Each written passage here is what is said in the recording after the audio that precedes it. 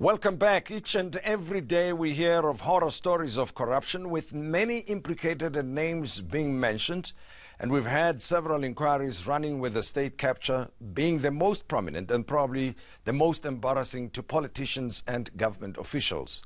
Books and investigative reports have been published detailing the web of corruption and state of lawlessness in all spheres of government. I'm now joined by the DA Member of Parliament, and she's also on the Portfolio Committee on Policing, Diane Collar-Barnett.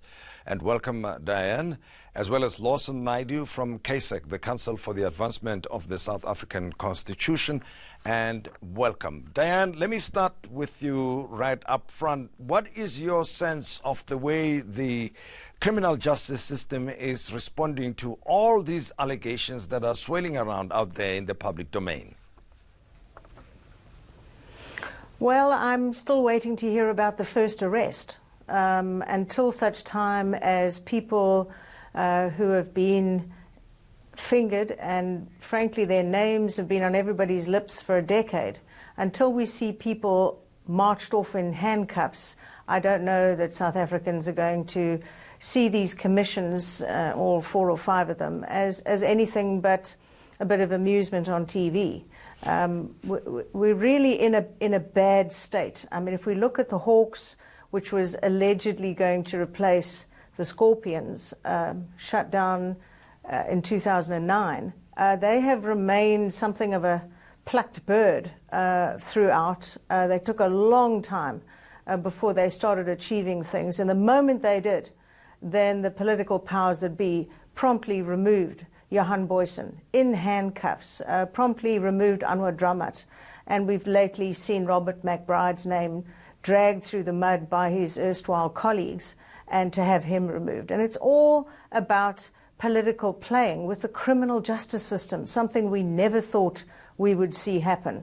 So the Hawks at the moment, although run by finally a most highly educated police officer, what he's left with after burning Inhlameza gutted the Hawks. I mean, he fired 8 of the 9 provincial heads. He replaced all the top structure with the weakest of the weak cadres.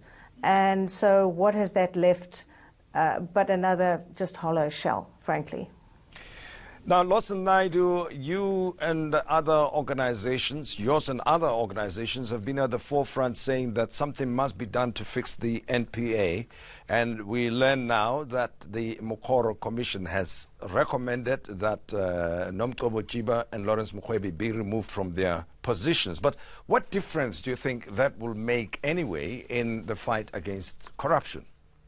Well, I think the findings of the Mokoro inquiry into Jiba and Mukhwebi is a step on the road. It's not in itself going to resolve those problems. I think we're now fully aware how deep-seated and how deep the problems within the organizations in the criminal justice sector are, the NPA, the Hawks, the police service itself, and so on. So this is going to take a long time to clean out those institutions, to get them back up to be able to deliver on the constitutional mandate, to investigate crimes, and to produce dockets that are effectively ready to be taken to court by the NPA. And I think that process of rebuilding these institutions is going to take time. It's not just the top leadership structure that they were infiltrated. It permeates throughout those institutions. So it is going to take time. And I think, yes, the South African public want to see results. And I think we're anxious for that to happen. But I think we must also be patient and make sure that when those arrests do come, that they come on the back of proper evidence that has been amassed. And, the criminal justice institutions not waiting for the completion of inquiries. And, the Zondo Commission has made it clear that once evidence is out there, the Hawks, the police, and the NPA should act. So I think the commissions of inquiry themselves play a very critical role in what's happening and rebuilding confidence in governance and in public institutions in particular. Well, the appointment of Advocate Batoy as the head of the NPA was met with a lot of excitement and people thinking that things were now going to move within the NPA. And we know from the SIU, for instance, they say they have reported or lodged more than 600 cases with the NPA that have not been prosecuted. And every day, as we said, there's a lot of evidence or information coming to the fore that shows that there was wrongdoing on the part of specific individuals who hold prominent positions in our society. And people wonder why the NPA are not pressing ahead with at least the cases that they have in front of them. Well, I think you're right, Tim. You know, the issue here is that unfortunately Shamila Batoy didn't come into office with a magic wand in her hand. And there's a lot of hard work that needs to be done in order to restructure that office. She needs to understand what capacity that exists within the NPA. We know, for example, that they have a 20% vacancy rate within the prosecuting authority at the moment. She needs to understand who she can trust with these complex, sensitive, high-profile cases. And that's going to take some time for her to get to the bottom of that, to be able to bring those cases. Because I think the last thing that we would want is for cases to be brought in a rush, ill-prepared, and then thrown out of court. And that's going to, further damage the reputation of the NPA, which is at such a low in any case.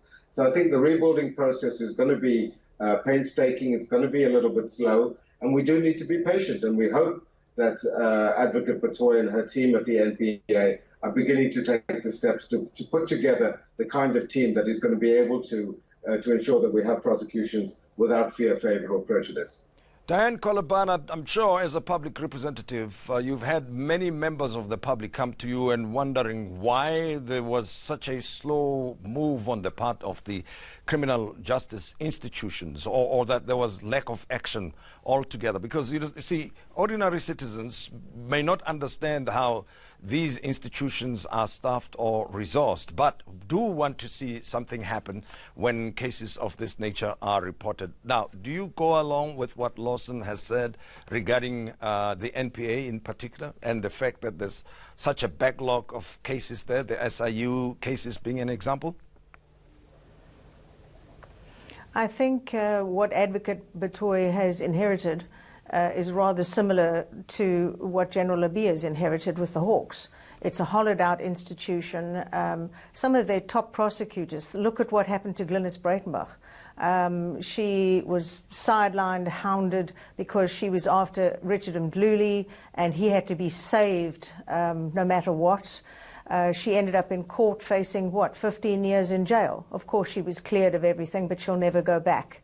And that, I think, is one of the greatest losses to the NPA, amongst many others who've moved on and moved away because they no longer trust the system. The system was used to attack them.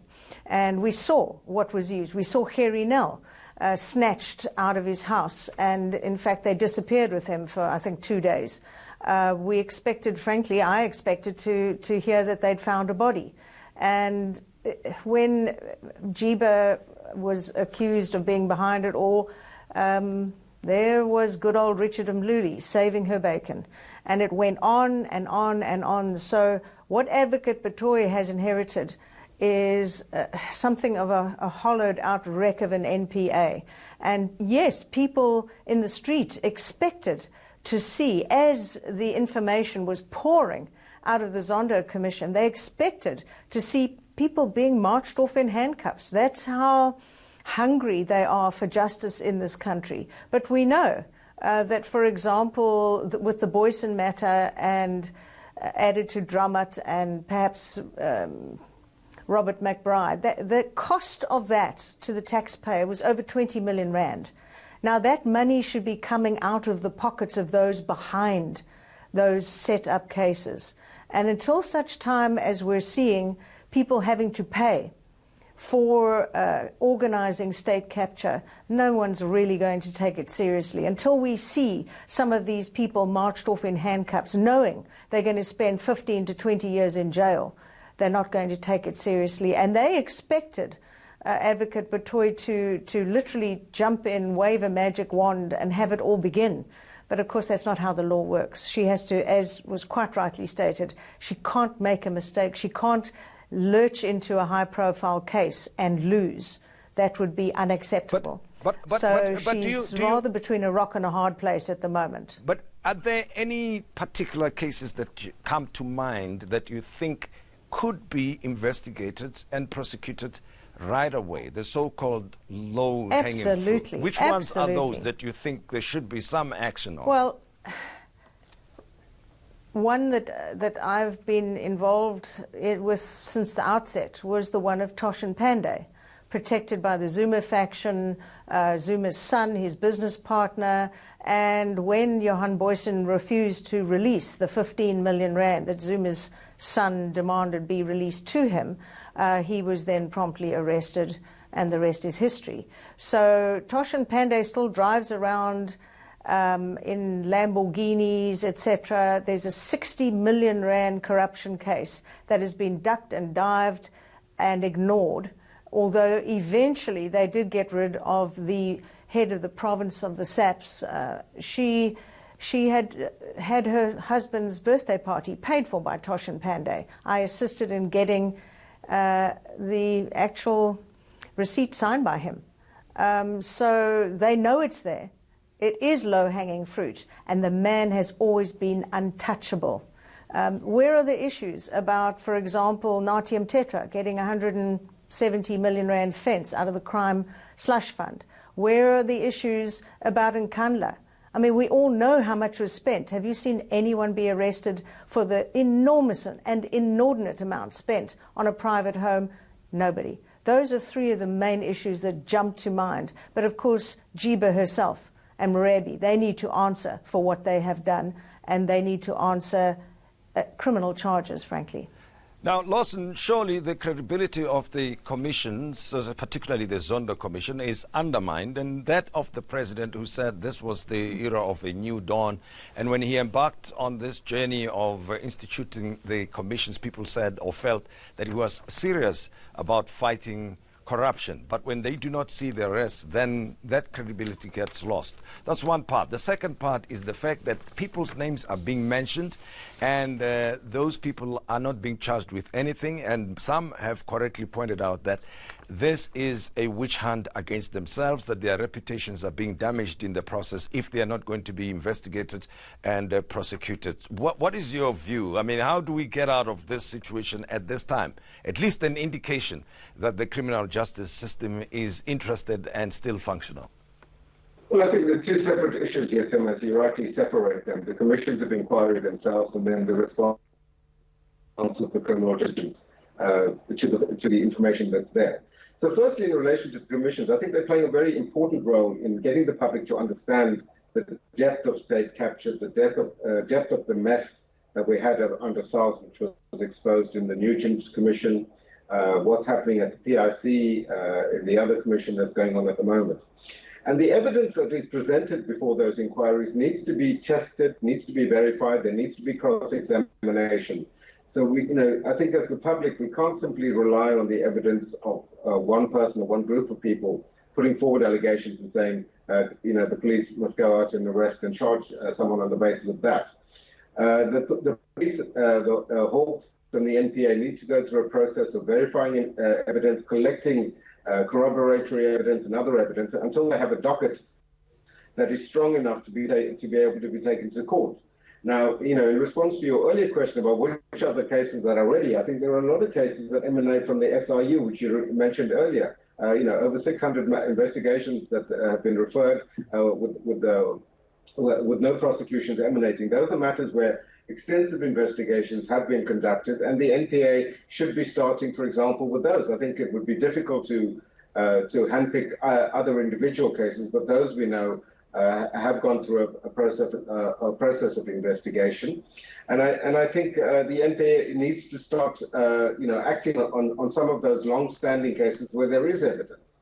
And the commissions of inquiry, I think, are playing an important role. They instilling public confidence and demonstrating that we are a society that is serious about uncovering corruption. And I think the president is to be commended for saying that this culture of impunity that we've lived with for the last many years has got to come to an end, and the commission process is the start of putting an end to that, and then the law enforcement agencies must play their role thereafter. And it's a point I make is that it's not about one or two high-profile cases, but it's about rebuilding institutions so that they can stand the test of time going forward and are not subject to political meddling in future. And thank you, Lawson Naidu of KSEC, as well as to you, Diane Colabana of the DA. Thanks for being on the show. And I'm inviting you to engage with the show using the hashtag the Modise Network on social media. Don't go away. In a short while, we'll be looking at the flooding that has taken place in the Eastern Cape and KwaZulu-Natal.